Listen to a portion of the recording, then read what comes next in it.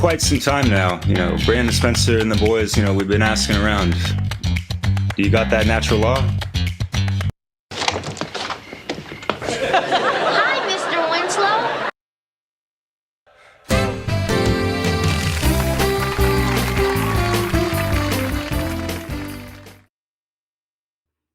Hello. Welcome, folks. This is the One Great Work Warriors. My name is Chris Jansen. Welcome back to another episode. This is a special episode. As you saw the awesome intro, thanks, Derek, for the introductory music to today's Shitcom, where we're going to talk shit about the Shitcoms. And why are we going to talk shit about the Shitcoms? Because the shitcoms are shitty, and they're blasting shit all over our society on a daily 24-hour basis and clogging up the works of the intelligence and the spiritual understanding of human beings in all kinds of weird and little subtle ways. They suck you in with the laugh tracks and the funny little tunes in the beginning, and that shit's just always playing in the background. I don't know how many people's houses I've been on where that crap's just playing all the time. Just this crap show, kind of a backdrop to everybody's life. But really, the One Great Work Warriors have assembled today. Brandon Spencer got his internet got struck by lightning or something, and he's trying to get back on. We hope you can make it to join us. But in the meantime, we got Jerry, Crip Rick, Jim Adams, and Derek Bartolocelli, and we're going to discuss shitcoms and their effect on us in life and how that affects natural law principles. So, Jim, will you be the first up guy? You got something to say about shitcoms? Well, I don't know if I'm the best choice for first, but yeah, man, I'll go for it. Because this topic kind of tricked me up a bit because I never really like committed to like any one show. I don't think like I'm not like a pop culture kind of person. And like you mentioned, the canned laughter, that was always a thing that would like annoy me. So. It was like trying to like tell you when you're supposed to laugh and when the jokes weren't even funny, I was like why like it was just so annoying.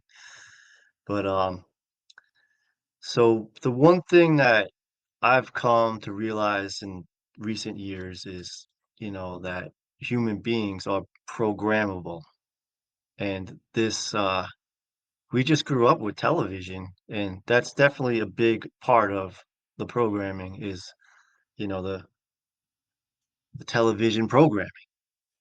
So, when you guys brought up sitcoms, I never really thought of sitcoms so much as being a part of it, but yeah, for sure. I mean, it's all for a reason.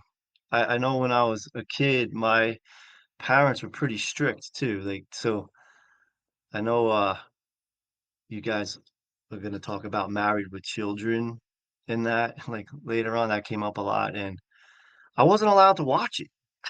Like, I think I was like in 7th or 8th grade when it came out, and it was very High five to your controversial. parents. Yeah, yeah, but it was like the anti-sitcom really, like compared to because I didn't even have cable, but I when I went to my grandparents' house, they did have cable because my grandfather watched sports. He wanted ESPN or whatever. So I would watch Nickelodeon, and I was allowed to watch that and like all like the old like 50s and 60s, like Leave It to Beaver and all that kind of stuff. So I could totally like that kind of programming was definitely more wholesome. And then by the time Married with Children came out, that was like the antithesis of that. And so I could see why my parents didn't want me to watch that.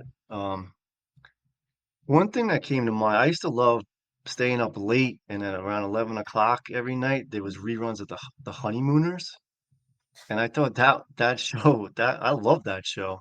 Um, and I was thinking about it, I have some Ralph Cramden in me. I definitely like have had these like kind of harebrained schemes or pie in the sky ideas and fail. But I feel like I have that character programmed into me. So Mm. I find that interesting. Um, just one more thing, I'll pass it on. Getting back to programming, um, how we this is fairly new, the television. It's only since like the 50s, and I was born in 74, so it was but we all were born into it, and we didn't know any different. And it's very strange that we don't consider the effect like it has on us, or we just think it's normal that it's a thing. Like we can't imagine life without it, but it's if you really take a step back and because did a lot because I would not watch and see other people watch and like that's fucked up. Like especially now because I don't watch TV at all, and the commercials on top of it, the commercials that are in between, the influence, and the programming in there just to get you is a big factor too. But I'll pass it off to Jerry. Thanks, Jim. That was great. Thanks for picking this topic, Chris. And as far as Brendan Spencer goes, the show must go on, like Lupe Fiasco song. And I think you guys can hear me clearly, so I'm gonna move on. So when you first introduced this topic, Chris, I didn't really give much thought about to sitcoms, and so that's like the programming that was still embedded in me, and now I can realize I can take a step back and see how I still have programming in me. What else am I unaware of that I've been programmed into? To Jim's point, so in this topic of the shitcoms, I also grew up with watching Nickelodeon, and I used to pretty much go to sleep watching Drake and Josh or Malcolm in the Middle. And I remember an episode from SpongeBob. I don't know if that's a sitcom, but I remember seeing SpongeBob watch TV for like the entire night, and I knew there was something wrong with that. But then I think about me watching him watching TV. So it's almost like, all right, I think there has to be a balance when you watch TV, but there's also the fine line whether what's good information versus bad information. To Jim's point, we're programmable. So we want to feed ourselves with good information. So Nickelodeon, I mean, is that really what kids should be watching with the laugh tracks? That's not even funny. I mean, they want you to laugh on purpose. It's there because they want you to be entertained. And I think Brandon was going to touch on that entertainment to enter the mind, the programming, right? It's to keep you docile, to keep you watching black boxes, black mirrors, keeps you distracted from what you really need to learn, which is essentially how to have a strong mindset, how to have a positive mindset, how to conquer goals, and how to talk to individuals, collaborate with one another, and essentially get the word out of natural law. So I'm just going to leave it there for now, and I'll pass it to Rick. Thank you. And I just want to say welcome all the warriors. And once again, I look forward to these discussions. And hello to everybody in chat and listening. It's great that you guys are all here and joining us for all of these recordings. It's great to get your guys' feedback on this. And I'm kind of like Jim in this in a way. I never watched a lot of sitcoms. So I was kind of I was thinking back and I'm like, geez, what did I used to even watch? And Chris brought it up. Like, what did I watch even when I was younger? Like, let's go back really young. And I remember seeing shows at like Leave It to Beaver, and then I was thought back more, and I was like, wow, I remember seeing shows like Happy Days was a big one I remember watching, which is with the Fonz. If anybody remembers, I'm definitely dating myself, and and another one was Three's Company. So those are the kind of the ones that I remember, and I came at it when I first started thinking about this. I was looking at it like, okay, we got this. I was just thinking like how we got to those type of shows to where we are now, and it was kind of an interesting how it kind of played out. The more I thought about it, because I thought back to these older shows that I just mentioned, and I'm like, at least back then, for a couple of them, with especially with Leave It to Beaver and stuff like Happy Days and that, there was this family structure that this show was built around. It was like a tight family structure, and I don't know if you want to say they were trying to promote good values and like just a different way of showing things like this at life. And I just remember seeing that, and it was definitely around these families. And Three's Company, that's another whole topic. That was kind of, I think, where they started going off and experimenting, because you had a guy living with two women, but he was supposedly had to play gay because he wasn't allowed to live with the two women if he wasn't. And so that's interesting in itself. But then I realized the more I thought about it, that even those older shows weren't really showing real life. That's what I kind of realized. Like even those shows, even though they were based around family, and it wasn't projecting to me real life as we think about it, because there's no perfect family like they would portray. Like there wasn't these perfect families where that I was seeing on the screen when I saw other families that I hung around. It was like that's so even those, even though they were better than for values and morals, and they were kind of it was more normal than what we're seeing now. It's interesting how I've just kind of come full circle and realized that I've thought about this a lot, because as I was saying, I haven't really watched a ton, especially newer sitcoms. I do watch a lot of documentaries, and I watch other types of series, but I'm not much for the comedy ones. So it's just interesting. The big one that I watched was Married with Children, which I'm sure we're going to get into. That one I definitely dove into. I've seen every season episode multiple times. So I have seen follow through on one. So yeah, that's just kind of, I'll leave it at that and add on to it in a bit. But I don't know who wants to take it next. Chris, you want to kind of build on that? I think Derek's up. Okay, Derek's good. Yeah, sure. Let's go. You won't find me in some tight red undies, acting all not all masculine like a Ted Bundy or Al. He was not really my pal, although I did watch some of those episodes growing up, and like it was just so like off-centered.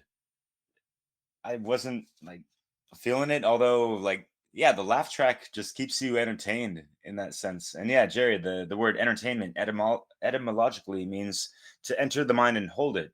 Entre in French means this is all Latin based, but in France, what about the Olympics? No, no, I just live here, by the way. Mais oui, les amis. Entretien mon. Mon is, ment, the mind.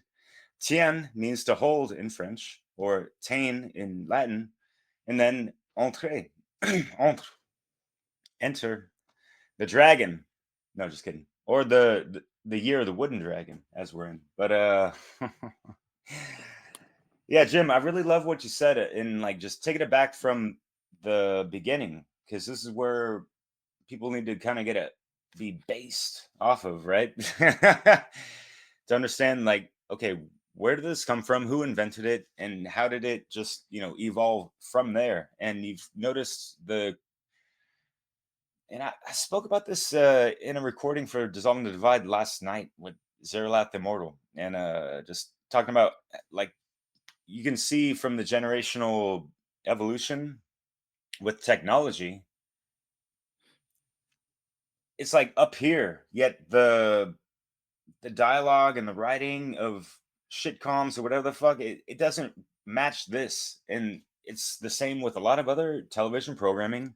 We could say that it's on purpose if you go into the works of Bill Cooper, where like the Naval Intelligence agency and that kind of stuff, which is just a branch of quite a big wicked tree, a wicked tree doing wicketry, right? Anyways, uh, stemming back on those, with the You're not words, talking right? about the Hollywood, are you? Unholywood, yeah, and yeah, the Hollywoodization of things, and yeah, so what I've noticed, especially just living out in France and detaching myself, like have not owned a television for a long time, and just being on the outside looking back in. And believe me, I grew up watching a shitload of television. My favorite shows growing up was like Family Matters, Simpsons, and yeah, forget what else. I was in like Voltron and the old animated X-Men type of shit. But Mm. just going back to what Jim said of like how things were more wholesome back in the days, like even like the fucking Brady Bunch and all that stuff. And I'm sure people have seen recent Brady memes Bunch. of like even then they weren't concerned about the measles or something like that. It's like you don't need a vaccine for the everyone just just go to the neighbor's house and have a chicken pox party, whatever the fuck, like back in the days when things were more holistic, wholesome, and now, yeah, it's like the simulacra and simulation of just like the carbon copy, fucking cookie cutter conundrum of a lot of other useless writing hacks that have just copied other people's ideas from past times or whatever and just made some fucking slop like whatever the fuck is on CBS, TBS, USA, or Fox or whatever the fuck. Like, how many fucking channels are there? I'm already subscribed to over 500 channels on YouTube. I don't need any more. I supplemented my shit with some other stuff, and that's just one platform outside of the bit shoots and odysseys. But anyways, so yeah, I'm not a big fan of the whole rinse and repeat week after week regarding just okay, so the weekly program, and yeah, I have a meme of Homer just going through the whole every day of the week and just having a more delirious face of just an emasculated man that just never fucking knew himself really and just got pumped into the some cog in the wheel of the machine within the matrix, and it doesn't even know how to like work the nuclear facility. Anyways, this subject is so vast and this and that. It's huge. It's hard to bring it back more to generalities sometimes because Can I add something, Derek, to what you were saying? yeah, go What we're for it. kind of building on is that from the shows I remember, the older shows I was mentioning, a lot of the shows, and even like a cartoon. I remember a cartoon I watched, He Man. I loved that as a kid. There, at least the older shows, I always found that there was a lesson to be learned. So that's what I loved about the older shows. Like there would be some type of moral issue or something that had to be worked through. Yeah, Knowing is half the battle. exactly. They used And to they have would that have, little yeah, lesson at the end of every one. yep. And Remember He the Man one was the same way. Yep, they'd the have He kid Man.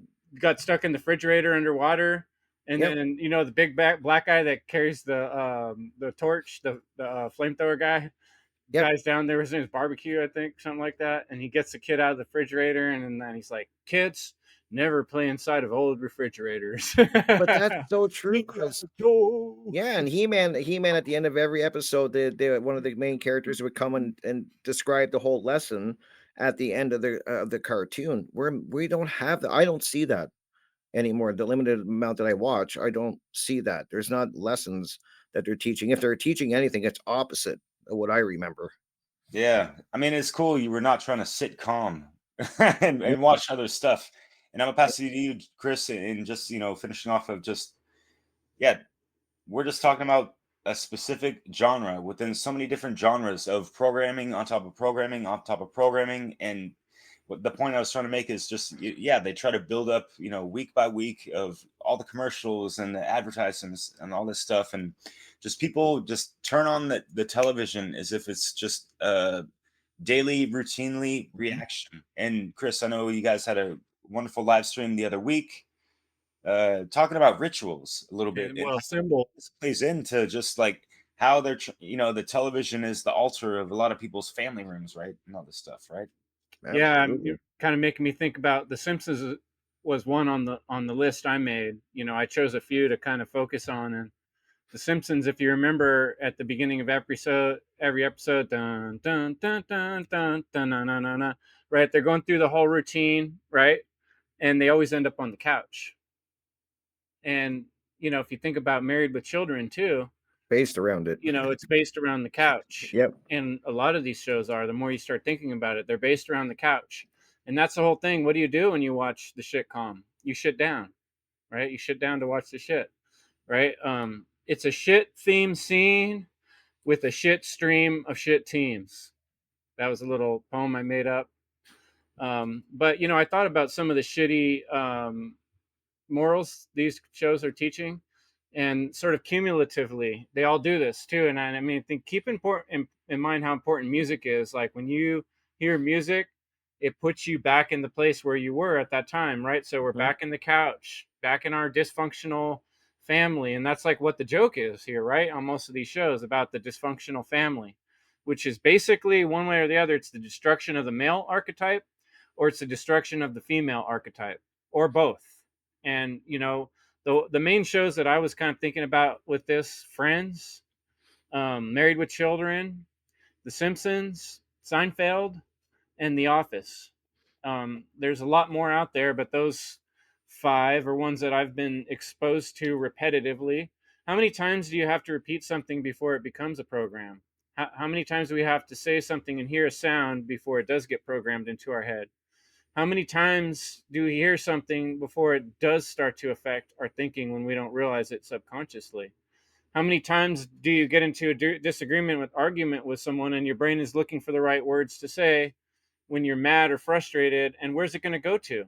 Right? If you're listening every night to these shows, people with their comebacks, and they're talking shit to each other, that's pretty much, I'd say about 50% or more of what shitcoms, the essence, the pulp, what it's actually about. They're either telling lies and then spending the rest of the show, like in Seinfeld, covering up that lie with other lies and telling lies to each other and themselves until they get themselves into such a pickle that it's hilarious. Ha ha ha ha ha.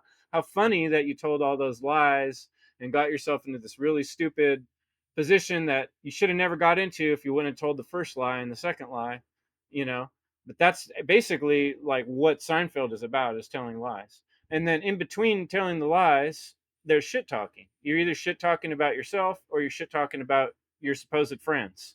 And that's what Friends is as well. The whole show is, let's make all the men act like the wussiest men you could imagine on the earth, that have no backbone, that don't in any way embody the male archetype in terms of being strong or honest or brave. Let's make the women have some of those attributes, and then we'll make the men the opposite, and then we'll make the women kind of more male-like. They're more decision making.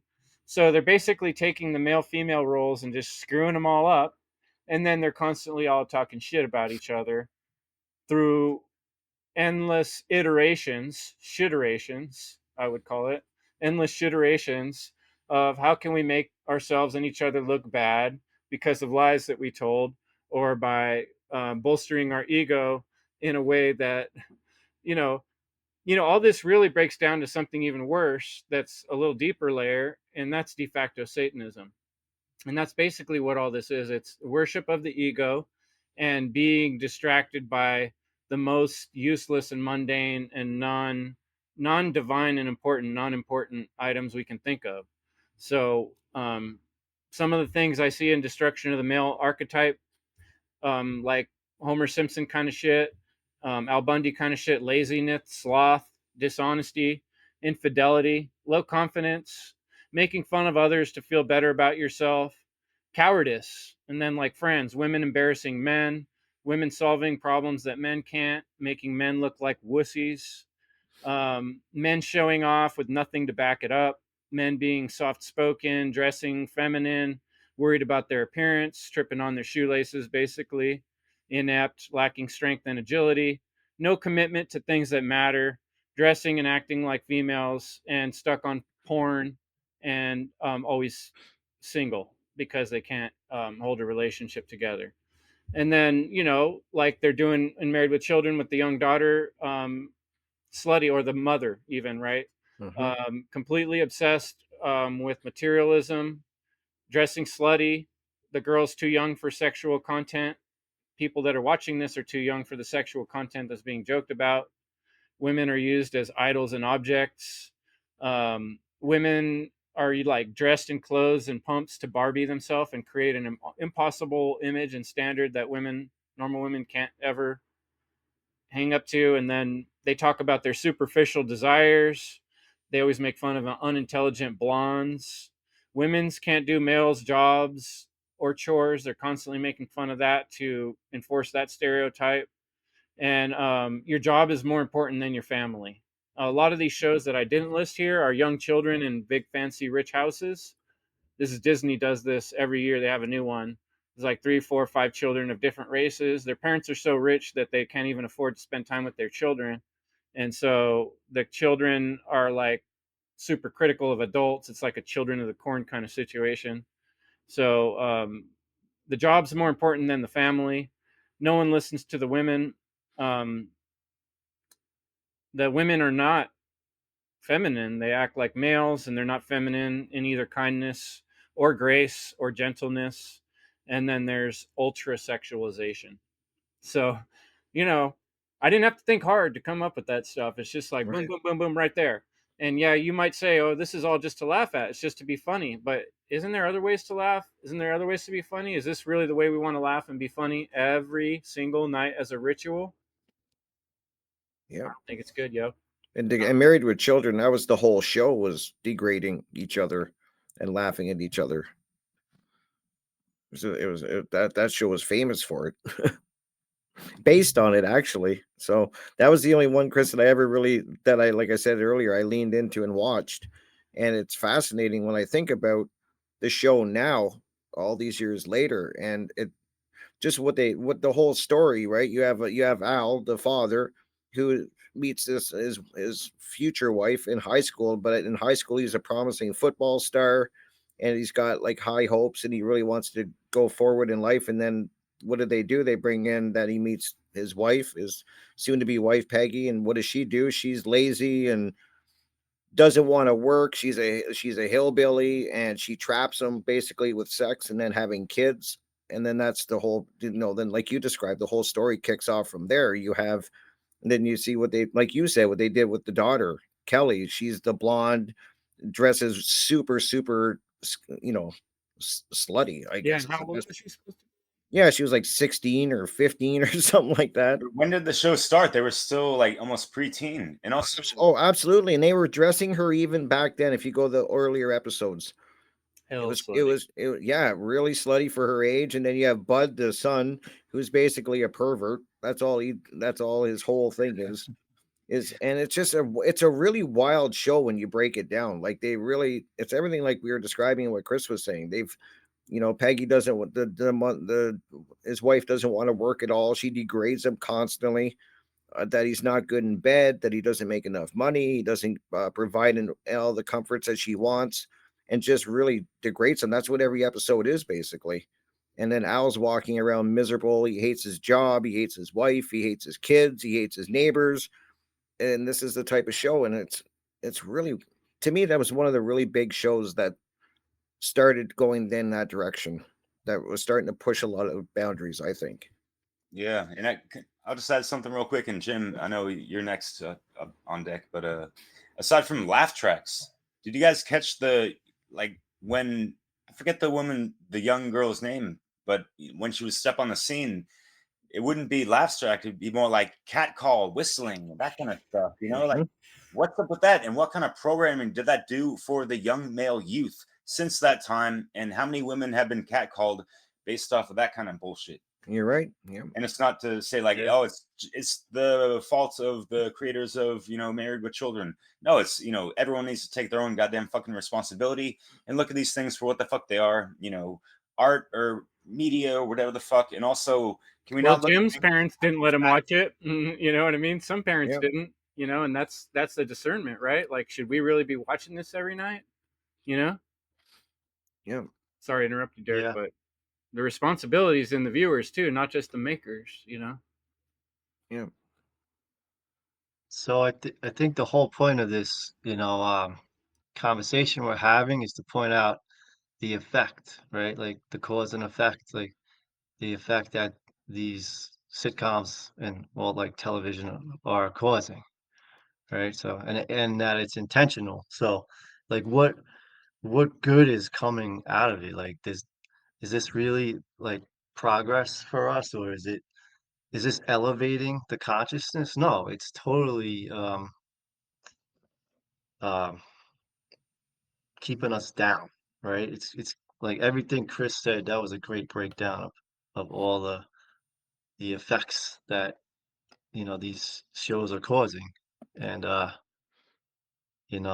remember a while back seeing Carlos Santana just in a random interview talking about this kind of stuff and saying like how this we could just why are we watching all this crap on TV? Like he's like if he said if he had control, he would always be putting out beautiful stuff like babies being born and like just like very positive stuff, uplifting stuff. And that's just not the case. This stuff, even though it is like subliminal, a lot of it, and just like I said before, and Rick said, it's like we think it's normal. Like we don't consider, like, gotta really consider, like,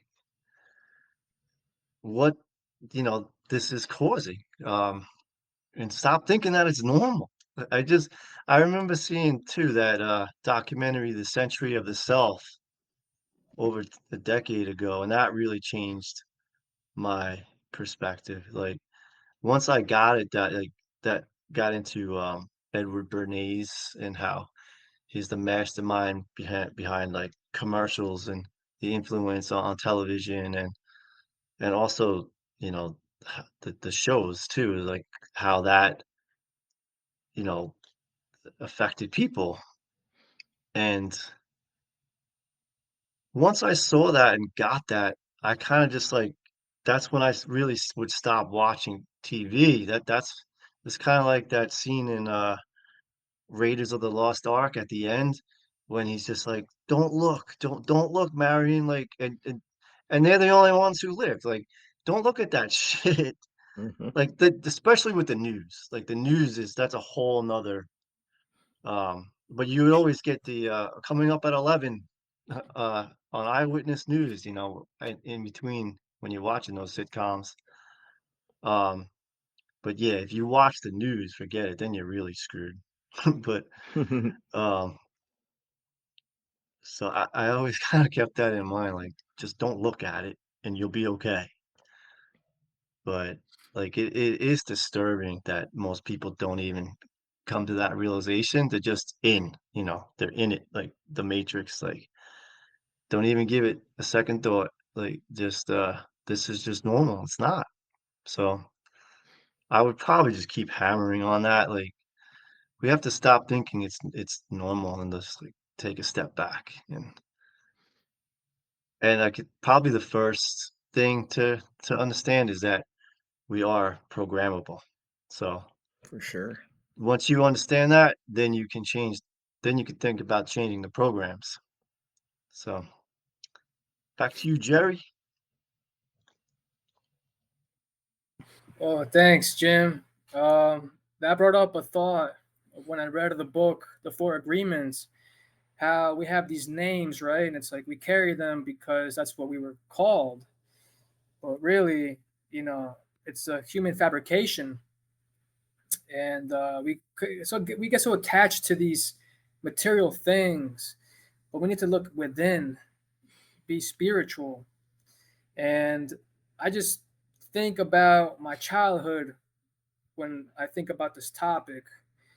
I said, "Hey, I'm not gonna be Homer Simpson. I'm good. Like I can have this drink. I'll be fine." And I mean, that's like a common thought, though.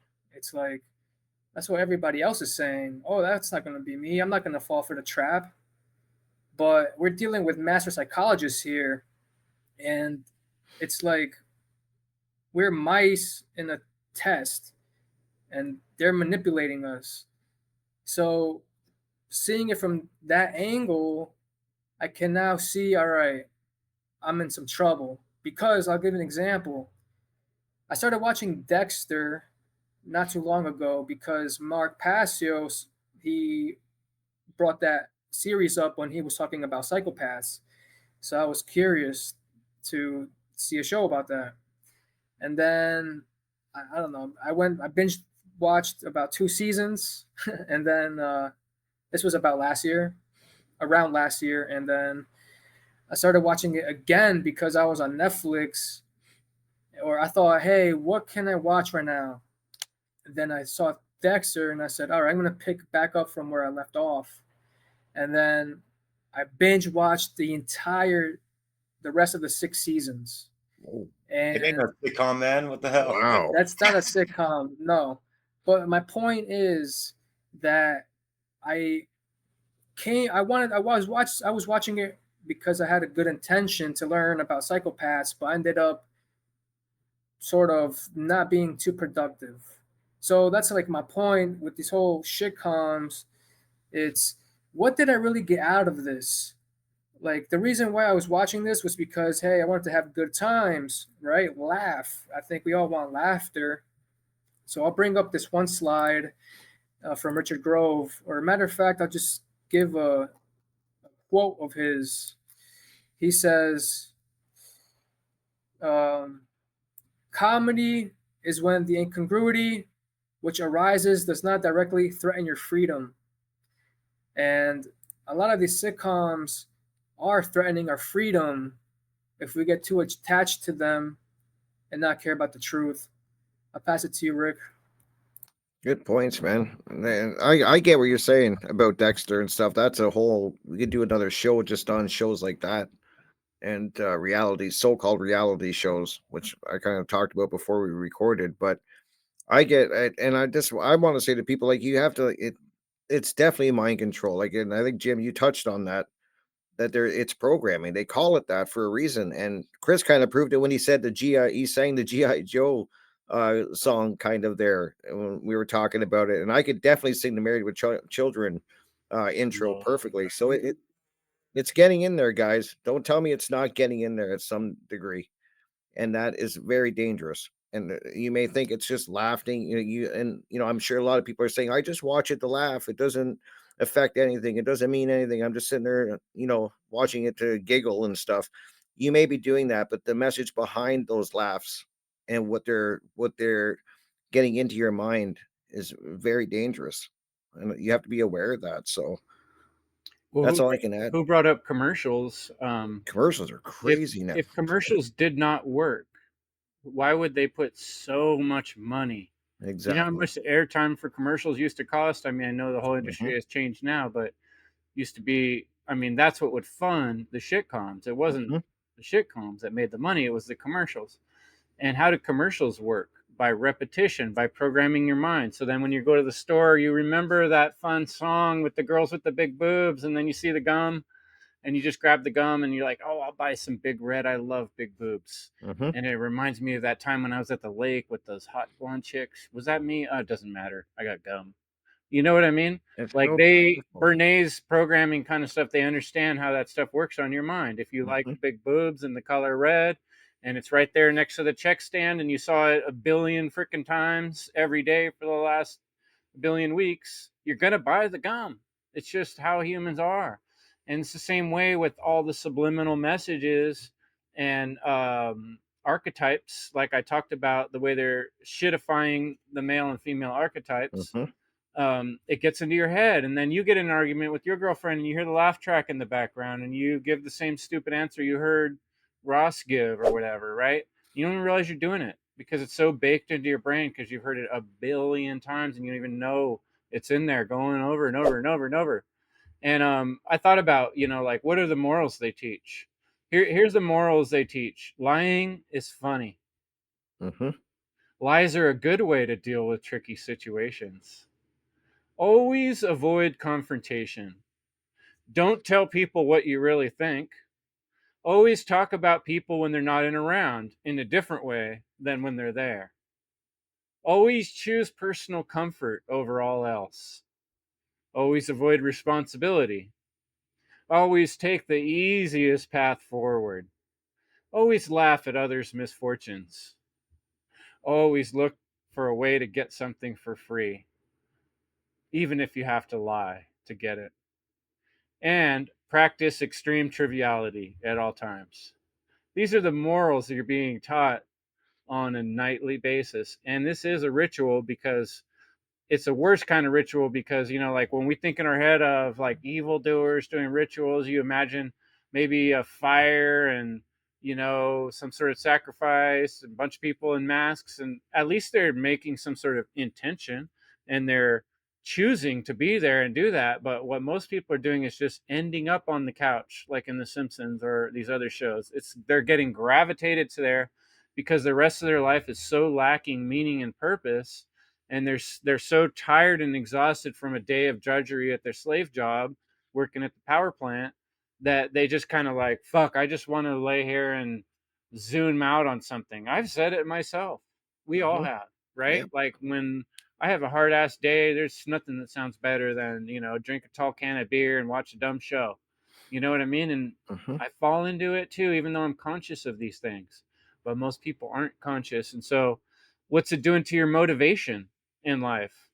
The motivation that's taught, the motivational notes that are taught in these shows is only work hard in order to help yourself, only work when there's nothing better to do, or only work on something really hard when it's a great distraction and it's trivial and it doesn't actually help human beings. Always try to get people like you, um, even if that means compromising your values. Always try to get people to like you, right? Even if that means compromising your values. Petty issues are top priority. The more petty, the more top priority, because that's more funny, right? Always keep your attention on the very most unimportant things in life. And that's why I brought some of the pictures, some of the slides I made of. There was a particular Friends episode where it was supposed to be Thanksgiving, and they spend the whole episode in this big ego battle between the females and the males of who can win a football game.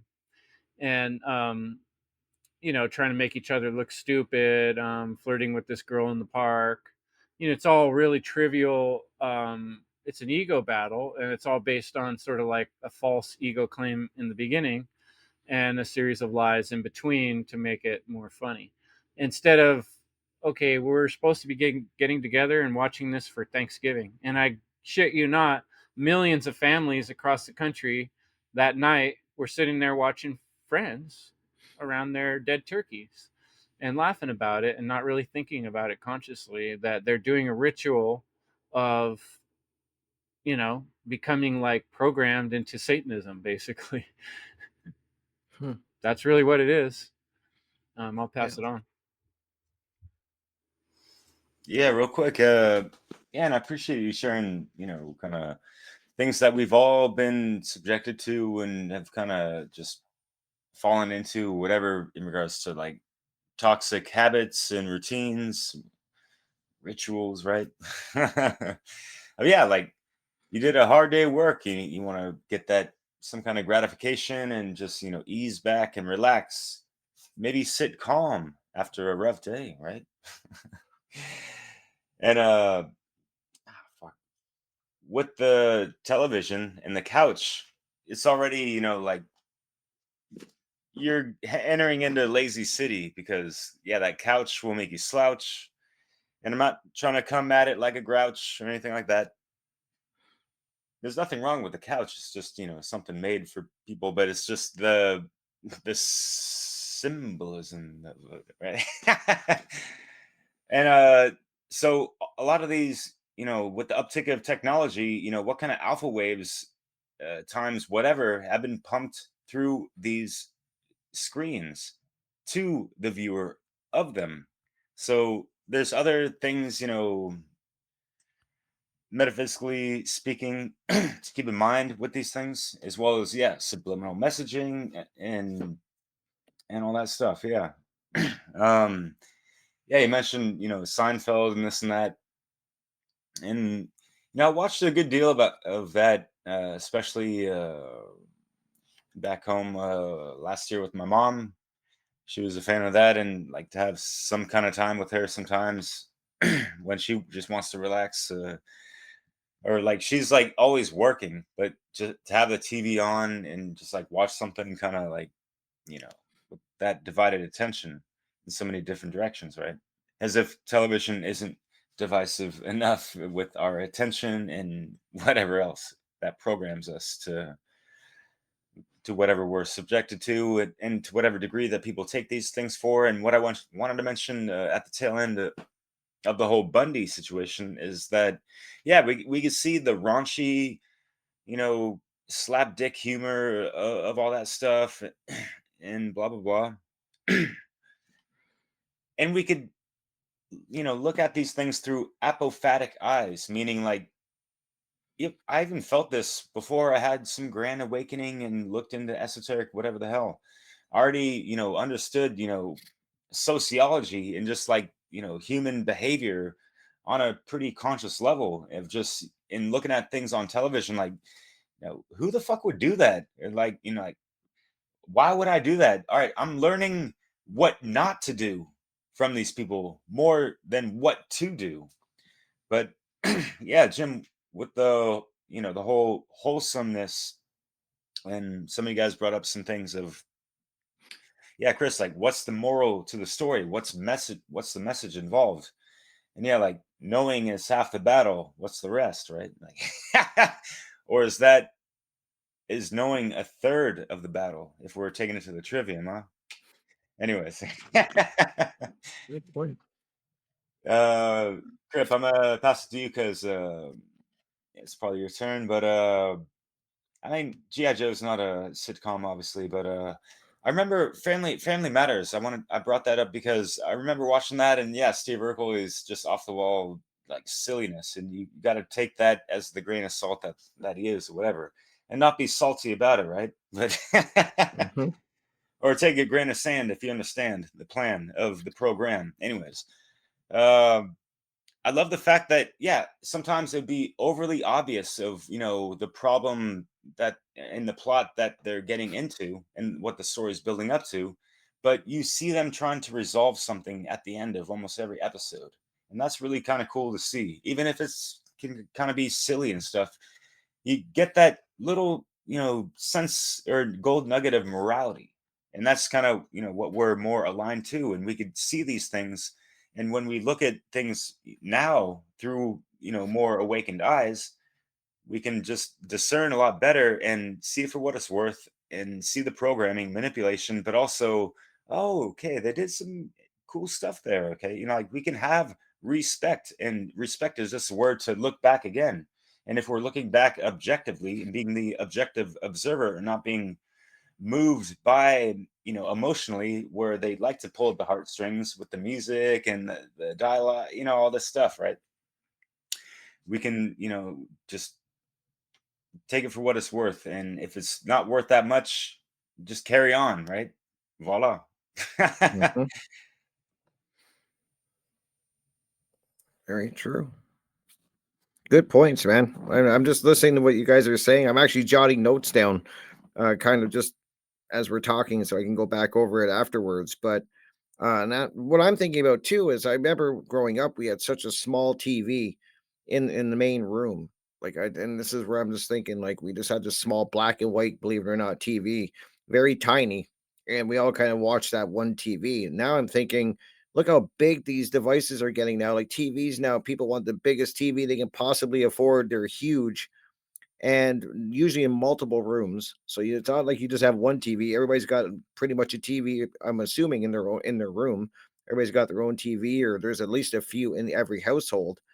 And you guys are kind of touching on the social engineers and the programmers. They know what they're doing, and they've got this down to a science, and it's and an art form basically is what they're doing to people. And it just shows you the power of these devices to me, because as you said, when you said, I think it was you, Derek, it's putting you in a trance state. So you're sitting in front of the couch, and it's designed to do that. And I know a lot of people think it's probably just we were talking about it, like you just want to sit down and just be entertained, and it's a little bit of harmless entertainment. But there's definitely some liminal messages going on, not just with the show you're watching, but as you said, the commercials, and those messages are getting in there, and it's so powerful. It's definitely steering society and people, and putting thoughts in there that would not normally be there. And Chris was kind of touching on, we all kind of touched on it, that it's a very powerful thing that you have to be aware of, even though it may seem like fun and it's harmless, and it's not, it's not really a big deal. It really is. And that's kind of the trick that they're pulling over. That's the illusion that they're pulling over people's eyes and selling to people. So I just want to add that in, and maybe Jim wants to add on to that. Yeah, man. Thanks. I was thinking, we're kind of dating ourselves a bit, being a little nostalgic when it comes to sitcoms because I don't think there's like any sitcoms these days that are like popular anymore. None like come to mind. I don't watch TV, but I just don't think that there's nothing like that compares to Friends. Like Friends was like one of the last big ones, or like Seinfeld. I could be missing uh some of that, but since like the smartphones came out, that's changed the whole dynamics of programming. And Derek, you had mentioned earlier couch, and that triggered couch potato for Yeah, me. Like, and that's definitely the effect like that was they wanted to cause, like to create lazy, sedentary people. Like just get on the couch and be like useless. Like that's the goal. Like Chris was saying too. Like the end of the day, just be a couch potato. Like and these days you also said like we do have these big screens, but it seems like kids prefer to watch movies on their little phone over hmm TV. So like they're totally attached, us as well to these smaller screens that got us all day long. We don't even come home from work anymore and what become lazy sedentary people. We just pull the thing out of our pocket good and point. can Yeah, become that lazy sedentary person just wherever you are. But I was thinking, since the one good thing is like we do have so much more choices these days where when we were kids there was a lot less. Like it was just the sitcoms. So, and I know YouTube isn't a great example because they can be uh I don't know why I can't think of that easy word, but prohibitive or whatever. What am I thinking of? Uh provocative. no, like they take your shit off, sit down. Oh, Uh banning. I canceled, don't know why I can't. What? Copyright. canceled. No. Talking Yeah, about like they copyright, whatever. um pre Censoring. censor, yeah, they censor, do a lot of sorry, like, There you but go. that's the point, like, so, like, I'm not trying to promote YouTube, but there is a bazillion choices of things to watch, and you can get, there's lots of educational stuff out there, like, you don't have to be a lazy, sedentary person, there's lots of ways, other avenues or, streams that besides YouTube where you have these choices to educate yourself and like learn a lot more than ever before. So that's better than like what television only had to offer. Like we do have alternatives available to us, much Mhm. easier at the same time.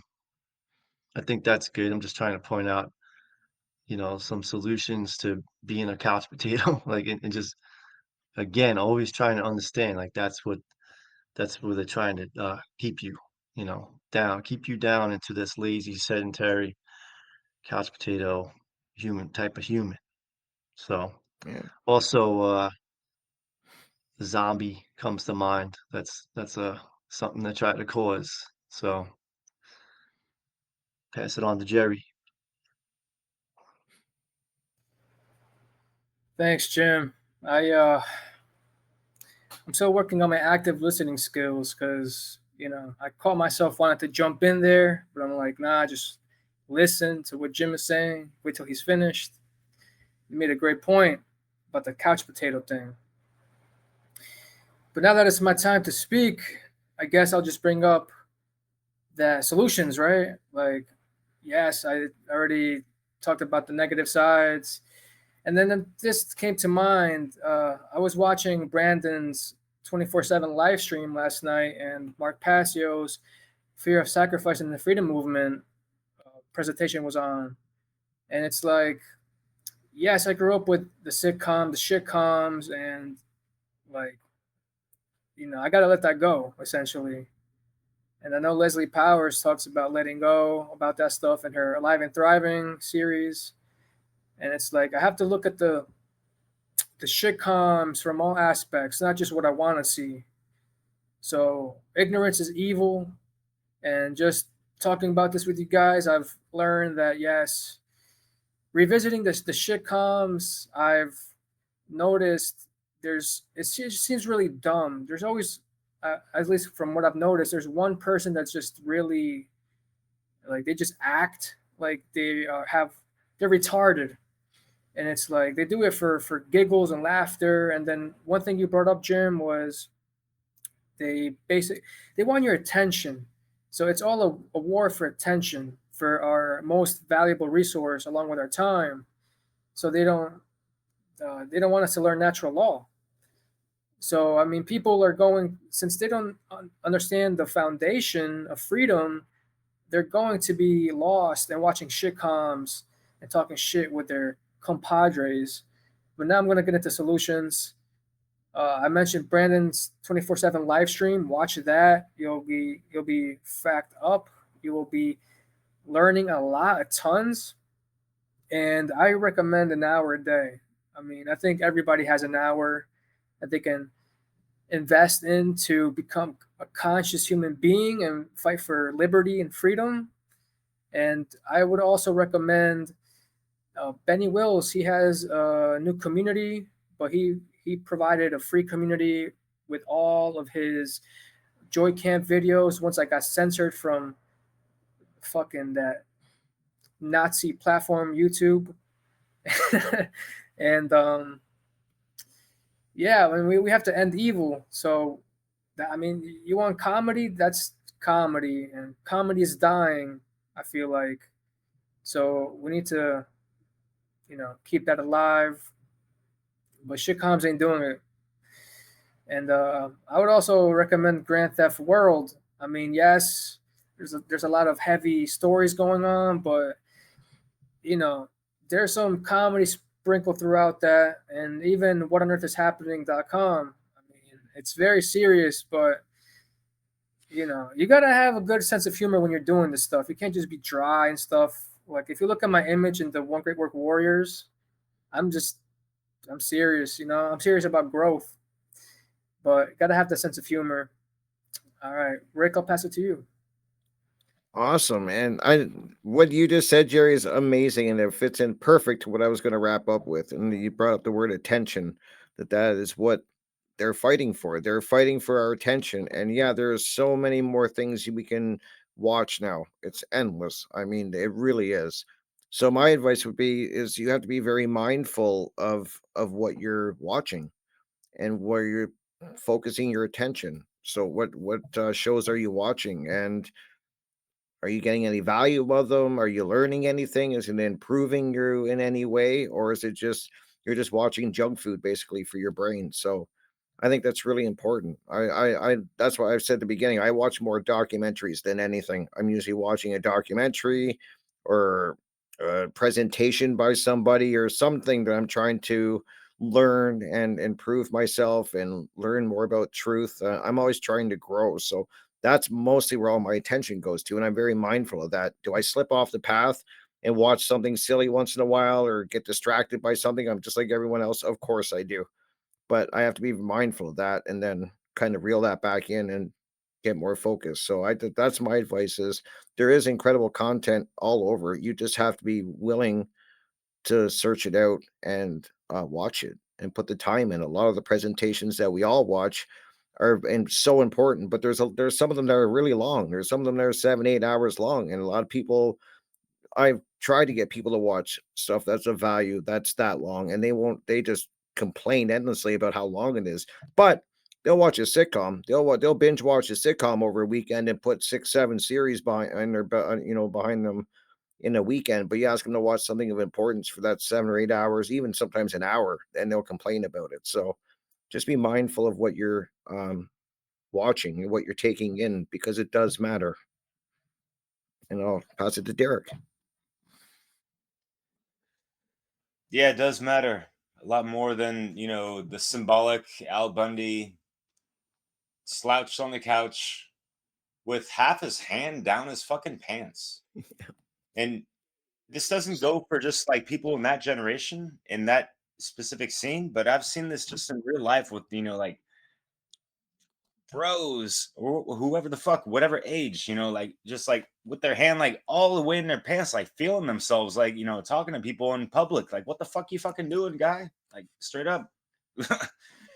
I don't get that shit. Is it like a posture of masculinity, whatever the fuck kind of pseudo bullshit? Anyways, like on the flip side, you got a bunch of nerds on Big Bang Theory with a small wang theory on what it really takes to be a man and how to be intimate with a woman and just like actually be integrated and uh, in interact with life and other people. Like you see the most awkward social skills imaginable on the screens and this and that, and like people actually love this shit. And I've just been wondering why for the longest time sometimes. And yeah, like it's hard to like focus on. It's not hard, but I got so many different notes on so many different things. But yeah, Jerry, I feel you on the solutions and all that. I just had to pause to get a laugh track, like it's like this weird way of you see people uh in a staged situation the whole time. I mean, imagine, having a coffee with your friends. Do you think, the whole place is silent around your sacred little space that, the the cameras focus on, that kind of stuff? Like, where there's billions of people on this earth, and you see these shows and they're focalized on these people as if they're the stars of life, even though they're doing some of the most mundane shit, and fumbling around and bumbling and mumbling and all this stuff. And like the whole thing with Friends, I mean, I watched a good amount of that because my ex-wife, she learned a good amount of English from watching Friends. Believe it or not, she's from Tahiti, French Polynesia. Like French is her main language. That's kind of why I'm here. Much love to her, yo. Even if we're not together, it's just keeping that heart light as a feather and respecting that love through that specific endeavor. But yeah, like watching Friends, I've realized like how many fucking porn references they had, throughout, I was watching it from like 2013 for a couple years and with her, and I'm just like, wow. Like, and these are supposed to be like, like people in their late 20s, 30s, whatever, like people living in New York where it's a kind of fucking cutthroat and but they're all hunky dory about stuff, and it's like, okay, it's like, can you be more silly? Like as like Chandler would say, like his little catchphrase things. And so yeah, like that's something I wanted to mention, Chris, in that last live stream of how there's like the parasitic language of how things have been kind of programmed into our dialect of certain words and phrases and all this stuff, and you just see and what, or rather hear, when you're talking with people that are ensconced in poop culture or pop culture, right? That like some of these shitcoms, and you can catch some of that lingo that they're just spitting verbatim through they're vicariously living through these fictional characters, right? So we all really got to reel it back in of who you really are in the end, and how you are, in contrast to all these caricatures out there and this and that. And we can, yeah, just see for what it's worth, like I mentioned. And yeah, recognize the silliness. We can respect some of the, like, hey, like, I'm not one to be able to create a and produce a television show. Are you? At the same time, like, it's out in the public. Is it good? Is it bad? It can be. It's up in the air to be criticized, whatever. And there's so many divisiveness about people's, fucking opinions about whatever, due to whatever kind of ego attachment or distorted interpretations and whatever the hell. So I'm gonna pass it on to you, Chris, man, because I'm just gonna linger on all this stuff and the follies of, yeah. I was thinking about a couple of our older episodes. What was the one called that we did where we talked about the ego? What is the ego? That's a real old one. If you look back in One Great Work Warriors, we had a great episode where we talked about what is the ego. And then I wanted to point people back to, there's 2 episodes on the dangers of compromise. And we really talked about in that episode a lot about how there's all these ways that the bar kind of gets lowered when it comes to, and it's all about principles. We talked about this too in society. And one of the ways that happens is through the boob tube, through the shit tube.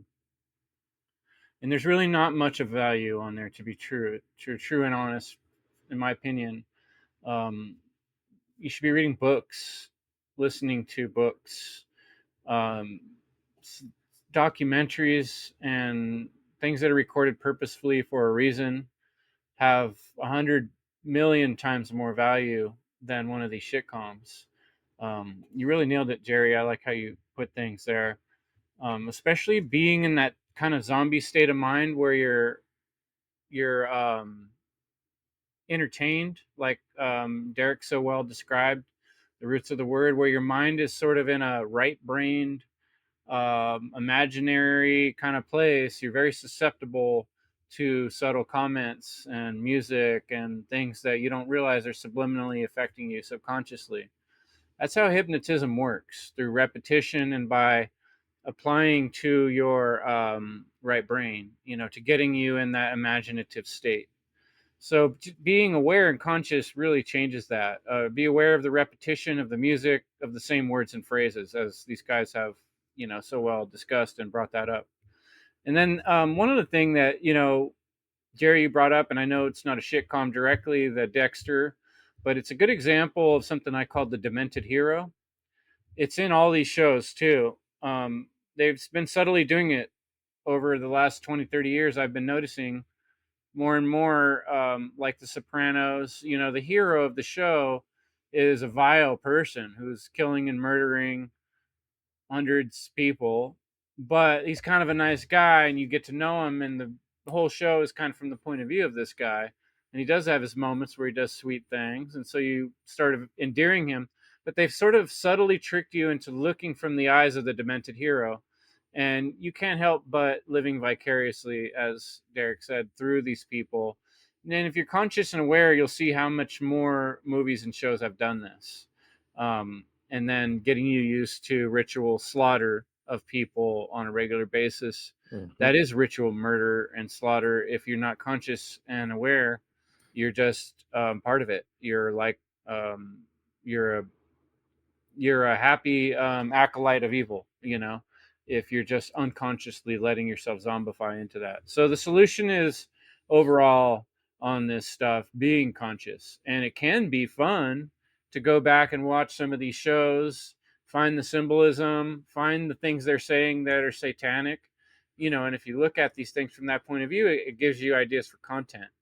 And I'm going to be going, as you're seeing in the coming weeks, in that direction, because I think it's a way to get people a little more interested. Now, we shouldn't have to sink to the depths of deranged and the worst things we can think of to get people's attention.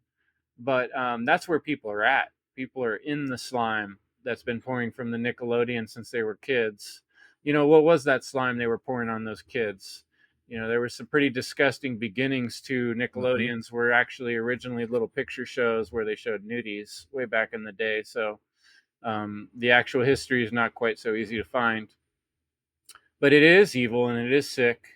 And if you look behind Hollywood, you're going to find a shitload of people that are into human trafficking and human slave trafficking and terrible things with children. And Hollywood promotes this. So, should we be spending our money and putting our conscious time and energy into supporting their bullshit? Or should we separate from that? That's why we're creating content that is wholesome, that does poke holes in the lies, and that does show you a way out of the matrix. It's your choice as the listener whether you're gonna follow the white rabbit or sink into the mire with the rest of the zombies and becoming tech, you know, demented hero in their hypnotism of bullshit. And behind all that, there's another agenda, which is called the Technotronic agenda.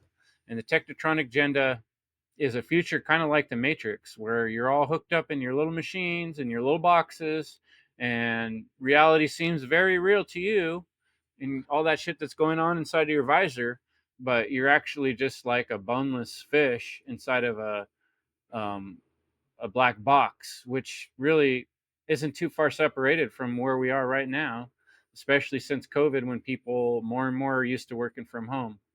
You know, the old days were working in an office, you know, and I'll end it by talking a little bit about the office. The office is an allegory for all you people and what we're doing in life and the sad, depressed nature that almost all humans are in when they realize that they're partitioned off and cubicled from the people right next to them. And the best thing they can do with their day is think of jokes to pull and, you know, putting sand in their neighbor's desk or, you know, hiding your stapler, you know, and people are to the point of, you know, ready to fight over a stapler. You know, that's where we're at. That's where we're at. It shows making fun of you. It's making fun of your life that doesn't have any fucking meaning or purpose. Don't let that be you. You know what I mean? Look at the hero on The Office with Steve Carroll, who's the manager of this office, is constantly just lying to his own people and doing whatever he can to save his own fragile ego and acting like a psychopath in so many ways. And it's funny, but you wind up kind of liking him. And you're hanging out with these people every night. These are your best friends. This is who you go home and hang out with every fucking night. That's a shame. That's a shame. Shame on you if that's what you're doing. Really. You know, get a better life. Get a real fucking life. Get something to care about. Do something worthwhile with your fucking time. And get off of that crack. You know, it is crack basically. It's just watching that stuff day in and day out. So obviously, I'm not too fond of the shitcoms. Obviously, I've watched them, and they have sunk in, and I'm bitter about it. You know, and I'm filtering through all the bullshit they left in my head, and I probably will be the rest of my life. But this stuff's real, folks, and you gotta be conscious of it. Otherwise, it's destroying you and your family, and your future, and your children's future. And it's not just the shitcoms. That's one small little bit. That's one part of the wall of the matrix around you to build that technotronic agenda I'm talking about. That if we don't wake up, then we will be enslaved even worse than we already are. So, game on, folks. Let's do something about this. Start putting out some content. Start being conscious, aware, and pointing out the bullshit where you see it instead of letting it soak into your bones. Anybody else have any last words before we close up this awesome episode? Yeah, I'll just say real quick, Chris. I love the fact that you meant like it's really going alluding to focus, and we do not want to have our minds and our thoughts being inundated by a bunch of unconscious miasma from the media and all these things. So yeah, like we have so many different options out there. There's the One Great Work Network. There's autonomy, as Chris, Jerry, you mentioned, in like so many different outlets of wonderful conscious content, if you will, to Yeah, people. check out the One Great Work Network. Got like Brandon, 70 content creators there. Check out Brendan Spencer's live Twitch. It's running 24/7. What else can you ask? Plenty of good stuff out. Get the ARC, you know. Send Mark Passio some bucks. Send him a donation. Get your terabytes of videos and movies and stuff to watch for the rest of your life, So yeah, here's to doing something worthwhile with our time. And thanks for checking out the One Great Work Warriors. Jim, Jerry, Rick, Derek, thanks for coming, guys, and bringing all those powerful thoughts and ideas. And I hope we can. I really miss having Brandon Spencer with us this week, but I mean, hopefully he'll add some little bit of his creativity to this. I'm sure he will. And we'll be back next month with another episode from the One Great Work Warriors. Thanks, folks.